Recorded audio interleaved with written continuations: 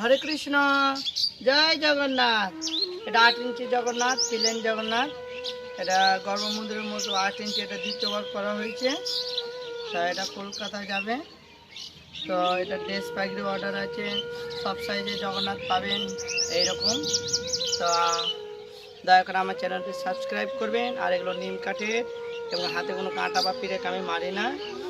তো দয়া করে ভিডিওটি ভালো লাগলে লাইক করবেন। হরে কৃষ্ণ, জয় জগন্নাথ।